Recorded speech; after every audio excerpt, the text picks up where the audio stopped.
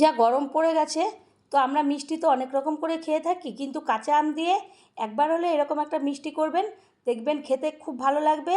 আর এত নরম তুলতুলে এরকম ছানার রসগোল্লাটা হয়, না করলে একদমই বিশ্বাস করতে পারবেন না। তো তার জন্য আমি ছানাটা প্রথমে তৈরি করে নেব। তার জন্য আমি নিয়ে নেব 1 লিটার দুধ। দুধটা ভালো করে জাল হয়ে গেলে, ফুটে উঠলে, তখন আমি ওর মধ্যে দিয়ে দেব ভিনিগার।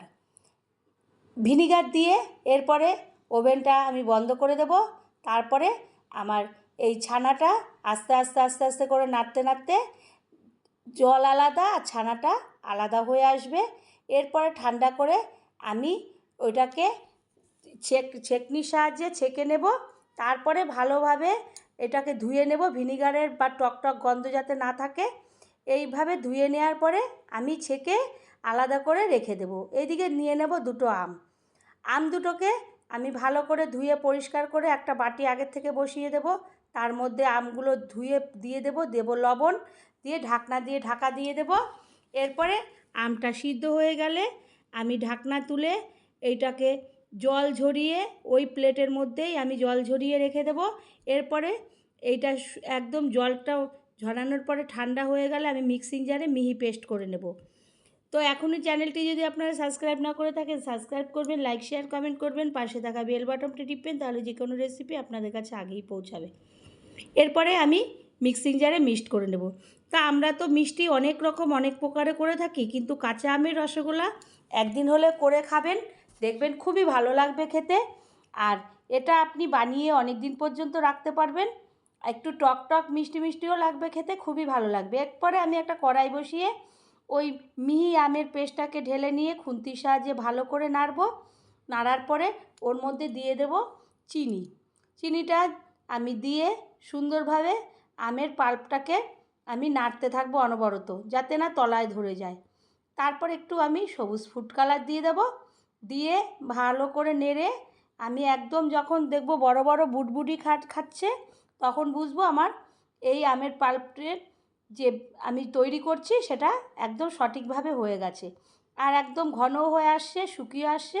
তখন আমি একটা প্লেটের মধ্যে এটাকে তুলে নেব। এইভাবে আমি তুলে নিলাম, নিয়ে আমি একটা সাইড করে এটাকে ঠান্ডা করতে দিয়ে দেব। আমি এইভাবে যে আমের মিষ্টিটা করব, তাতে আমি কত রকমভাবে এইভাবে এটাকে সাইড করে রেখে দেব। এরপরে আমি নিয়ে নেব যে আগে ছানাটা তৈরি করেছিলাম, সেটা বাটির মধ্যে ঢেলে নেব। ভালো করে ঢেলে আমি তো আগের থেকে জল ঝরিয়ে নিয়েছি। এরপরে আমি হাত দিয়ে সুন্দরভাবে হাতের চাটু দিয়ে আমি ভালো করে ডলতে থাকবো। পিষতে পিষতে যখন সুন্দরভাবে একদম মোলায়েম হয়ে যাবে, তখন আমি সমস্ত এই ছানাটাকে আমি এক জায়গায় জড়ো করে নেব। আমি এটাকে জড়ো করে নিলাম। এদিকে আমের যে আমি পাল্পটা তৈরি করলাম তা ওর মধ্যে আমি মিশিয়ে দেব। যেহেতু এটা কাঁচা আমের রসগোল্লা, সেই কারণে আমি এর মধ্যে এটা মিশিয়ে নিলাম। এরপরে আমি হাতের মধ্যে নিয়ে একটা একটা করে গোল গোল করে আমি একটা প্লেটের মধ্যে রেখে দেবো। এইভাবে সমস্ত কটাকে আমি হাতের মধ্যে রসগোল্লার মতন গোল গোল করে রেখে দেব। রেখে দিয়ে সমস্ত কটা এইভাবে আমি তৈরি করে নেব। তৈরি হয়ে গেলে এদিকে একটা গ্যাসের ওভেনে আমি একটা গামলা বসিয়ে দিলাম জল আর 1 কাপ চিনি।